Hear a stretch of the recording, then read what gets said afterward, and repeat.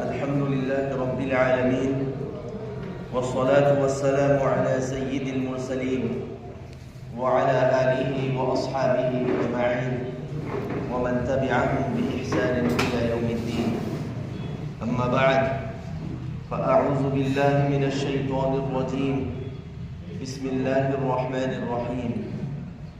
وإذ قال لقمان لابنه وهو يعظه يا بني لا تشرك بالله إن الشرك لظلم عظيم.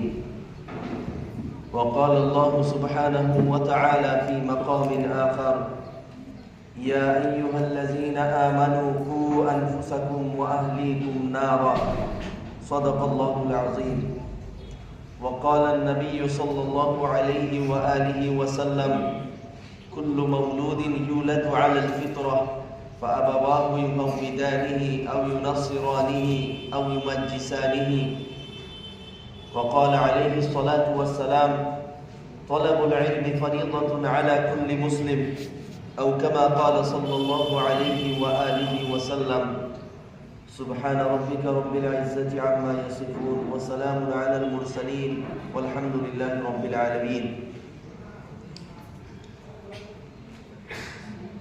দিনী তালিম বোর্ড কর্তৃক আয়োজিত পরীক্ষায় সফল হওয়া ছাত্রছাত্রীদেরকে পুরস্কৃত করার জন্য আয়োজিত এই মহতী সভার সম্মানিত সভাপতি মহোদয়, সম্মানিত উলামায়ে কেরাম, হাইলাকান্দি জেলা জমিয়ত উলামা, সম্মানিত নেত্রী ও কর্মীবৃন্দ, এই অঞ্চলের জ্ঞানীগুণী ব্যক্তিবর্গ, সম্মানিত উপস্থিতি ও প্রিয় ছাত্রছাত্রীরা, আজকে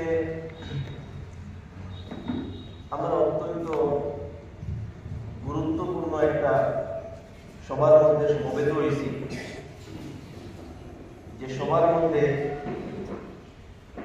আমরা পরবর্তী প্রজন্ম, আমরা ভবিষ্যৎ, এর ইমান, এরার ইসলাম, এরার দ্বীনের সুরক্ষা লাগি আমরা কিতা কিতা পদক্ষেপ নিয়েছি এবং কিভাবে এই এলাকা ওলামায়ে কেরামে কাজ করিয়া যাইতরা